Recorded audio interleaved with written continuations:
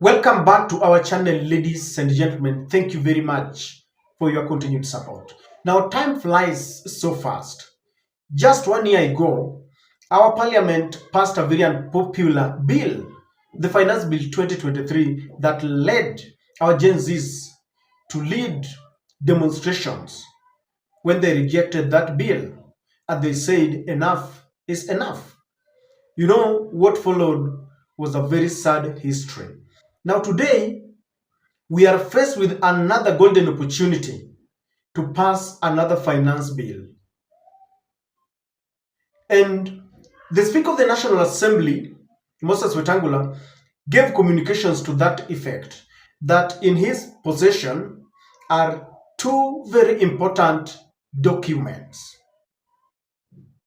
that is going to be the guide to that very long process of procuring another finance bill 2025.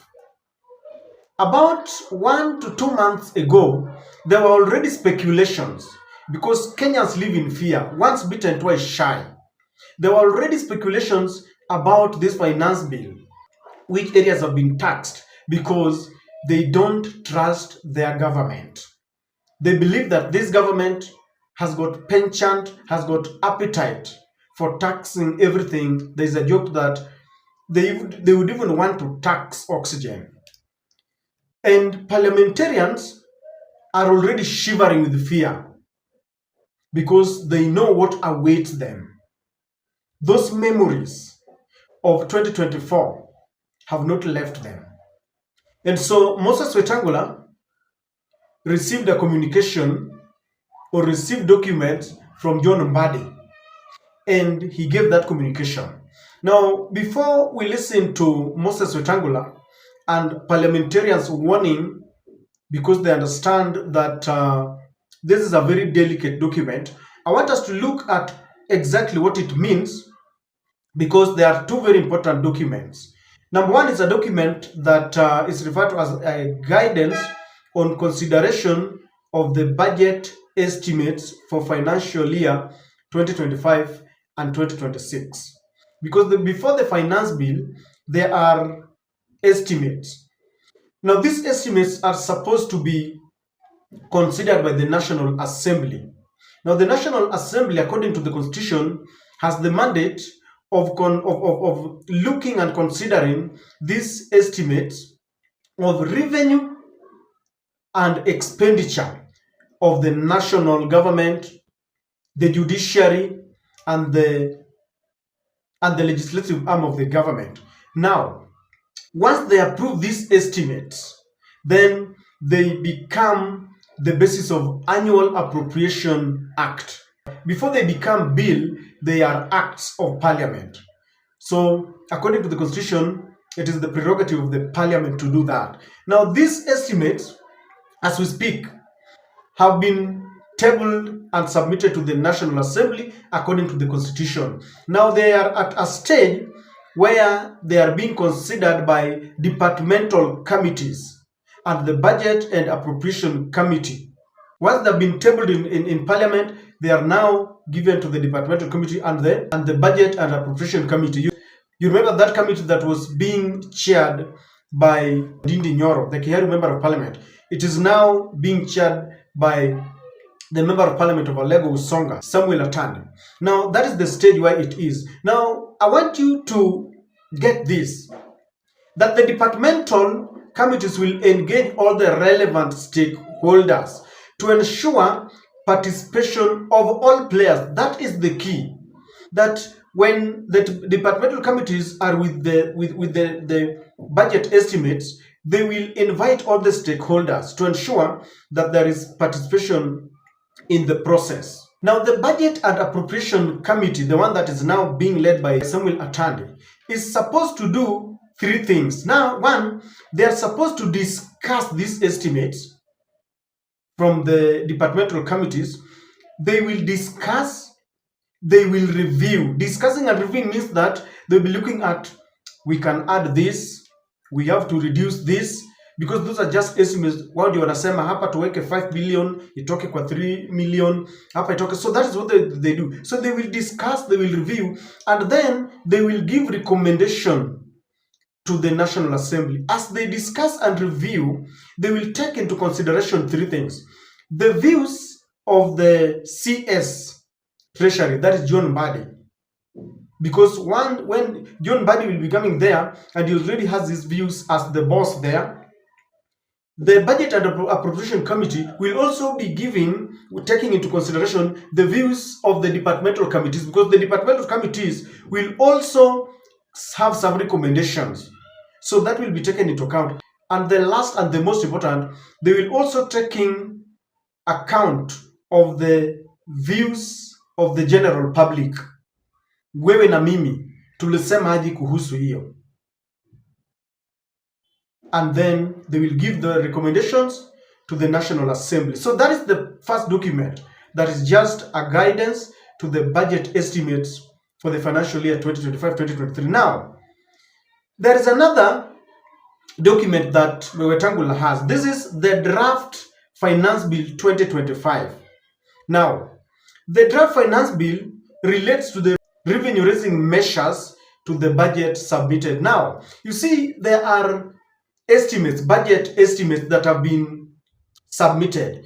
Now, the finance draft, this draft finance is the one that is going to tell us hizi pesa zote mnasema tutazipata wapi. You know, hapo ndio sasa unasema we will tax this, we will tax this. This draft finance bill is the one that is giving us the road to achieving our estimates. So it is there. Now what happens?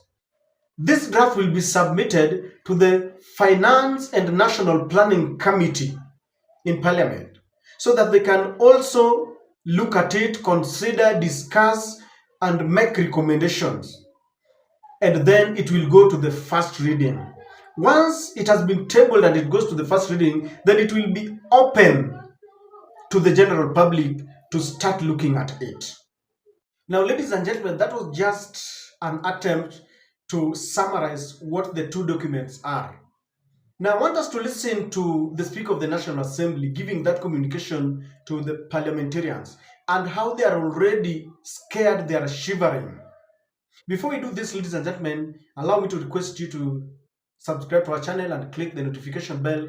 Please like and share our videos. Once you've watched this, I want us to give reasons why our parliament is scared stiff, because they're already running away from their shadows. I have a short communication. Guidance on consideration of the budget estimates for financial year 2025-26. Honorable members, Article 221 of the Constitution, as read together with Section 39 of the Public Finance Management Act 2012, requires the National Assembly to consider the estimates of revenue and expenditure of the national government, parliament, and the judiciary for each financial year. These estimates, once approved by the National Assembly, form the basis for the Annual Appropriation Act. Honorable members, as you may be aware, the estimates have since been submitted and tabled before the National Assembly as required by the law. Consequently, and pursuant to the provision of Standing Order 235, the estimates now stand committed to respective departmental committees and the Budget and Appropriations Committee for consideration. The departmental committees are required to engage with the relevant stakeholders to ensure the participation of all players in the process.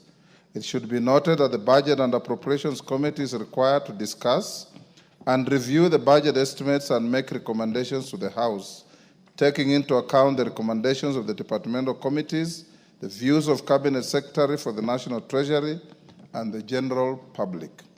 Honorable members, I also wish to inform the House that I've received the draft Finance Bill 2025 from the Cabinet, which relates to the revenue-raising measures for the budget submitted. It will be committed to the Departmental Committee on Finance and National Planning for consideration and public participation upon publication and first reading. Indeed, members will note that the House is scheduled to proceed for recess at the rise of today's sitting.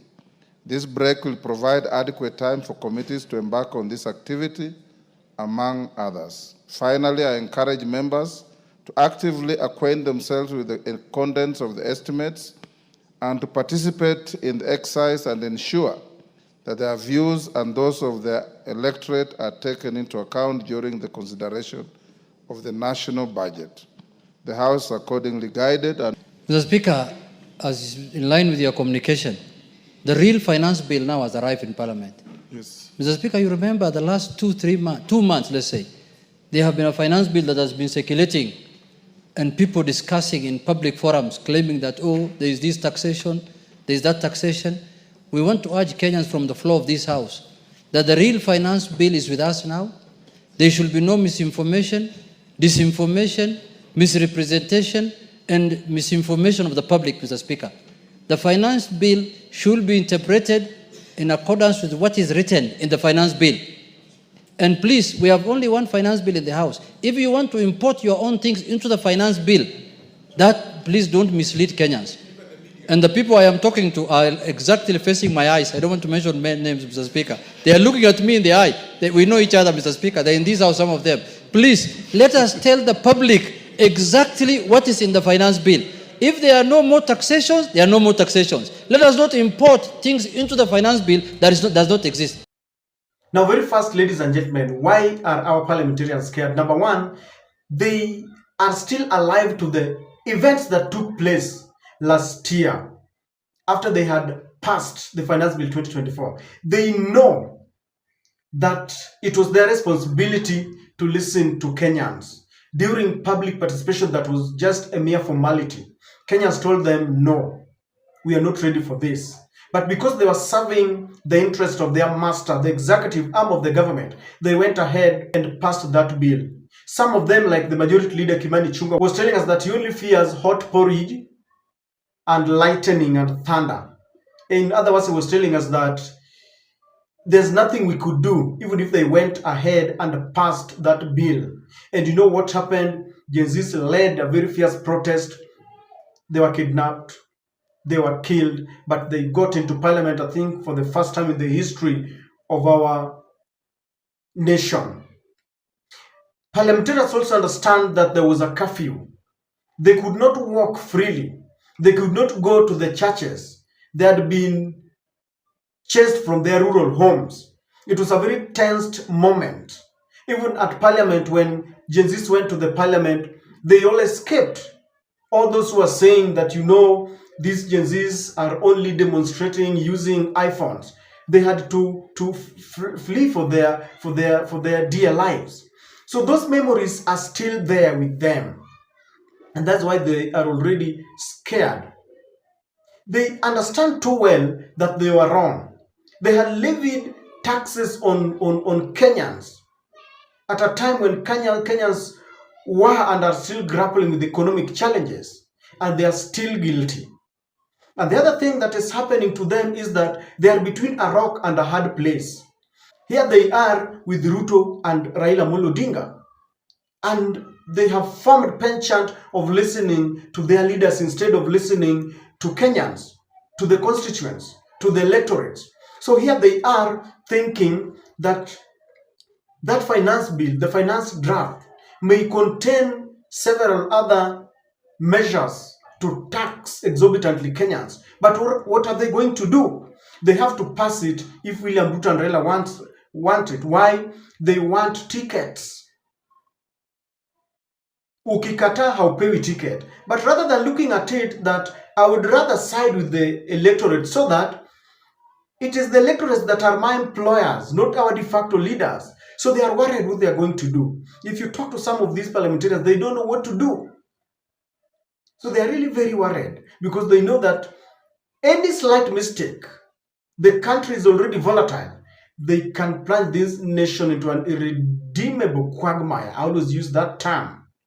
We escaped by a whisker.